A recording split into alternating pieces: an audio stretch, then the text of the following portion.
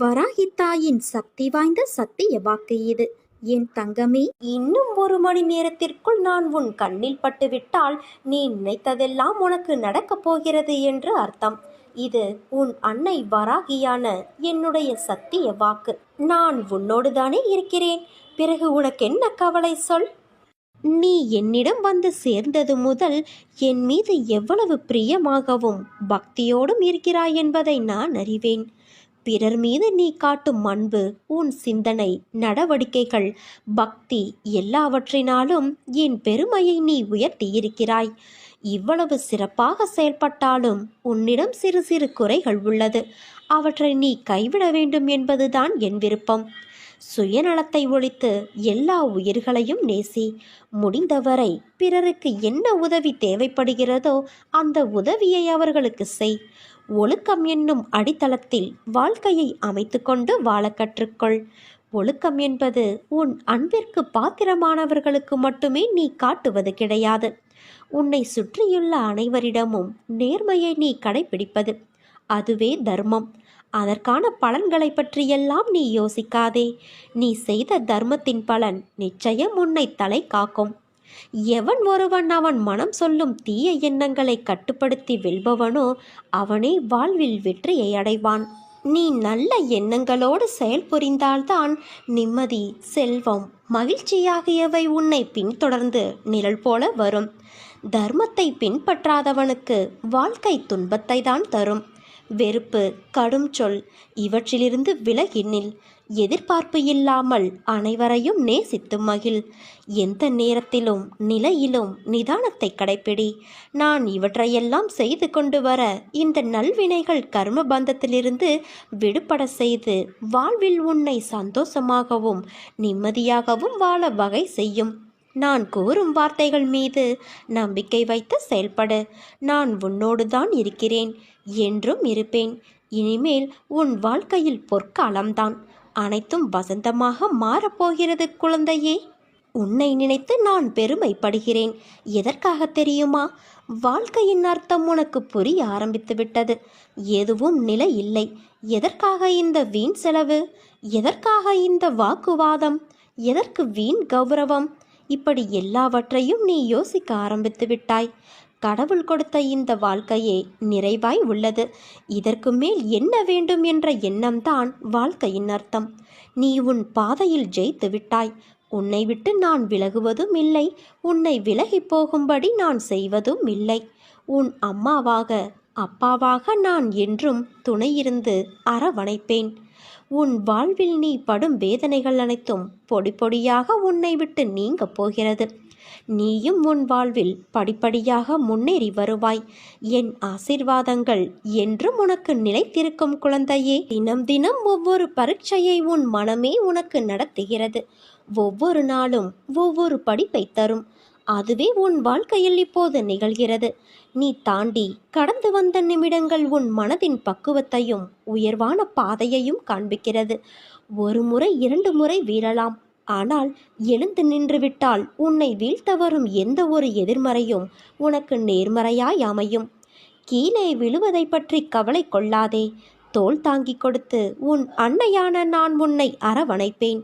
100 முறை உடைந்து போனாலும் 1000 முறை உன்னை நான் உருவெடுக்க செய்வேன். அதற்கான வலிமையையும் நம்பிக்கையையும் உன் அன்னை வராகி தாயான நானே உனக்கு தருகிறேன்.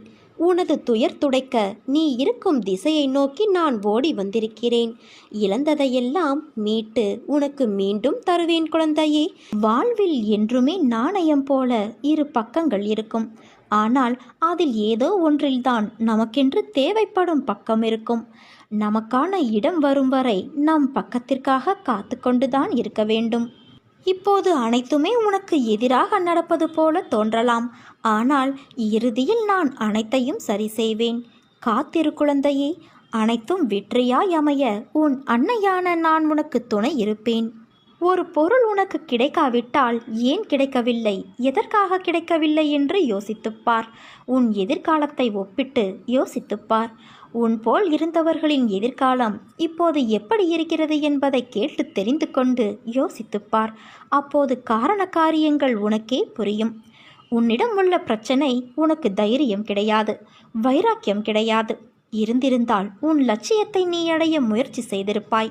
ஆனால் உன் தோல்வியை நினைத்து தாழ்வு மனப்பான்மை அடைந்து அதிலிருந்து தப்பிக்க பிரச்சனைகளை நீ வளர்த்து கொண்டாய். நீ சொன்னதை நான் கேட்க வேண்டும் என்று அடம் பிடிக்கிறாயல்லவா? நான் சொல்வதையும் கொஞ்சம் நீ கேளேன். உன் எதிர்காலம் நன்றாக இருந்தால்தான் எனக்கு பெருமை. நீ வாழ்வாங்கு வாழ வேண்டும், வாழ்வாய். உனக்கு இப்போது புரிந்ததா? நியாயமான கோரிக்கைகளை நிறைவேற்றத்தானே உன் அன்னையான நான் உன்னோடு இருக்கிறேன். கவலைகளை நினைத்து கலங்குவதால் நீ என்னிடமிருந்து தூரமாகிறாய்.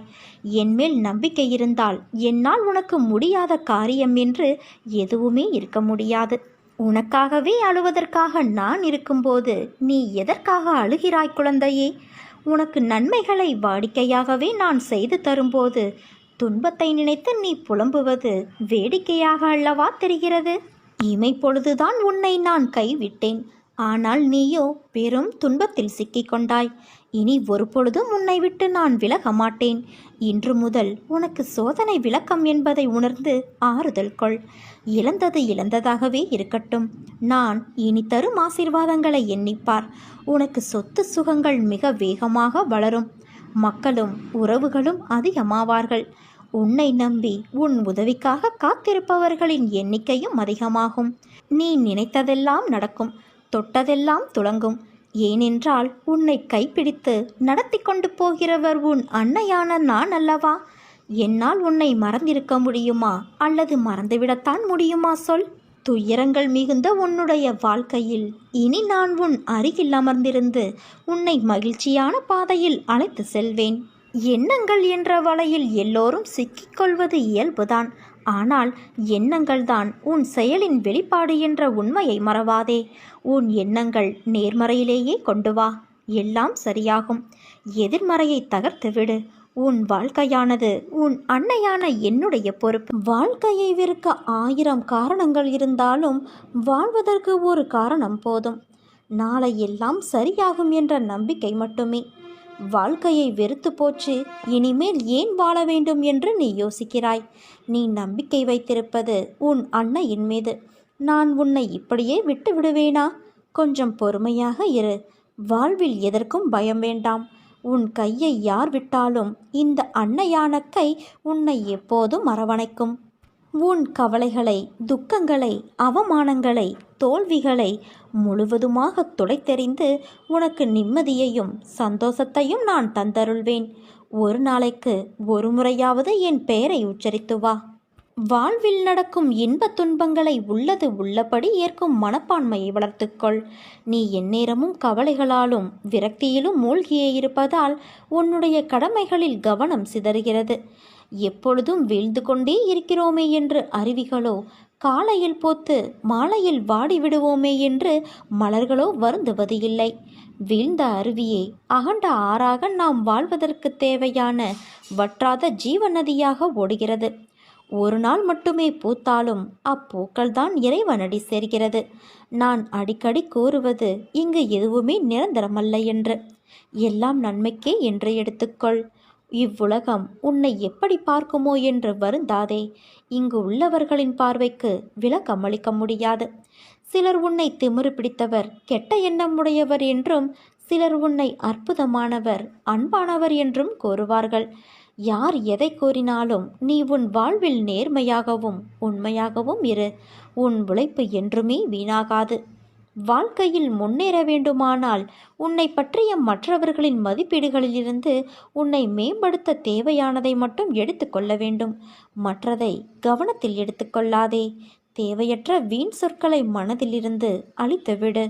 அச்சொற்களை மனதில் தேக்கி வைத்து உன் வளர்ச்சிக்கு நீயே தடையாக இருக்காதே தங்கமே. கவலைப்படாதே. உன் அன்னையான நான் உன்னுடனே எப்போதும் இருப்பேன். மனதில் உள்ள சங்கடங்களை மறைத்துக்கொண்டு எத்தனை நாட்களுக்குத்தான் வாழ்வது? உன் மனதிலிருந்து நிம்மதியை நீ எப்போதோ இழந்துவிட்டாய். அமைதி வெறும் வார்த்தைகளில் இருக்கிறதே தவிர மனதில் இல்லையே.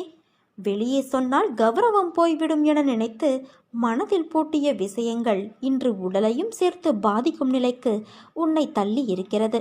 எதையோ இழந்து விட்டது போன்ற பரிதவிப்பிலேயே ஒவ்வொரு நாளையும் நீ நகர்த்தி வருகிறாய். மெல்ல மெல்ல நீ தளர்ந்து விட்டாய். சுற்றி இருப்பவர்களை பார்த்தால் எரிச்சலும் கோபமும் வருகிறது. என்னை புரிந்து கொண்டு தேற்றுவார் யாரும் இல்லை என மனதில் தவிக்கின்றாய். உன்னை தேற்றுவதற்காகவும் உனக்கு உதவிகள் செய்வதற்காகவும் இதோ நான் உன்னோடு இருக்கிறேன். உன் துக்க நாட்கள் முடிந்து போயின. இனி நிம்மதி உன்னை நிரந்தரமாக ஆட்கொள்ளப் போகிறது குழந்தையே. எதையும் சுலபமாக எடுத்துக்கொண்டு நடக்கப் போகிற நிலைக்கு நீ வரத்தான் போகிறாய்.